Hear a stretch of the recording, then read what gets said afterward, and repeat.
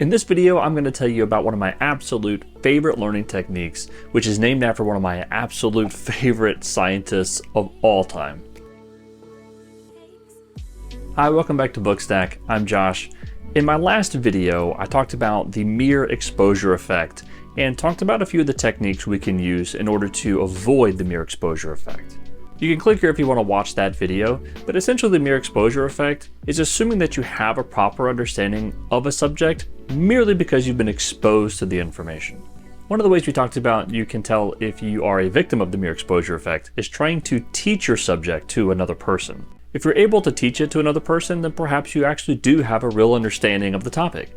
If you find yourself unable to do so, you might want to revisit the subject just to shore up and make sure that you have a true understanding.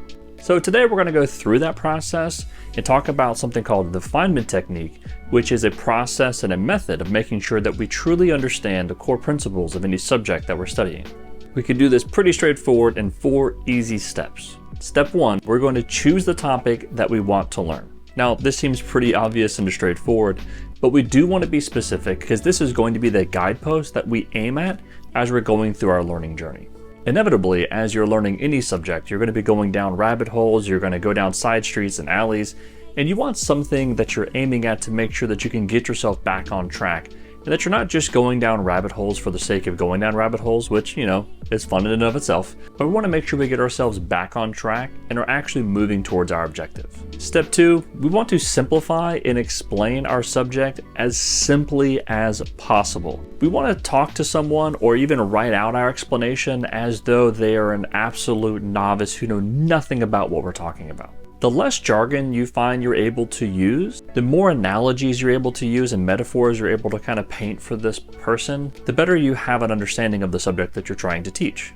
If you find yourself unable to break the information down into simple bite-sized pieces and paint a really, vivid picture for a person so that they're able to understand it, and if you find you're, using a bunch of big words that maybe don't make sense to the person you're explaining it to, they may also not make sense to you.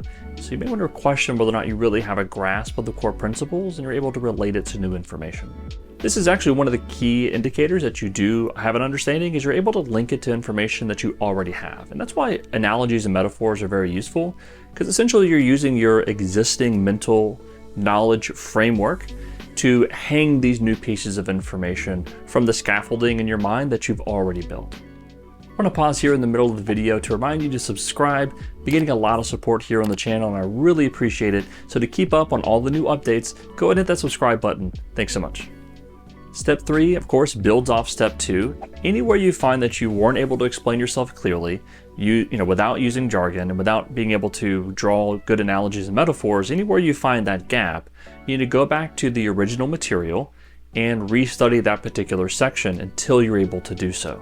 I found myself in many situations where I'm explaining something to someone and I'm using, I'm like, oh, this concept is just called this, it's called this word. And they'll say, well, what does that even mean? Can you explain it to me further? And I'm like, actually, no, I don't really have a good solid understanding to be able to break that down any further than just this title, this jargony title. And so I really had to go back and make sure that I was reading at a level, getting deeper and past all the jargon just to make sure I really did have a core, true understanding. In step 4, again, just an absolute progression from the previous steps, is go back and re-review that explanation, making it as easy and as simple and plain as possible. And the plainer you can get it, the more simple you can get it, the more you're really truly understanding it, because you're able to break things down into a relatable, meaningful way that you can relate to another person. And this Feynman technique really goes to serve 2 purposes. 1, you increase your learning and your knowledge.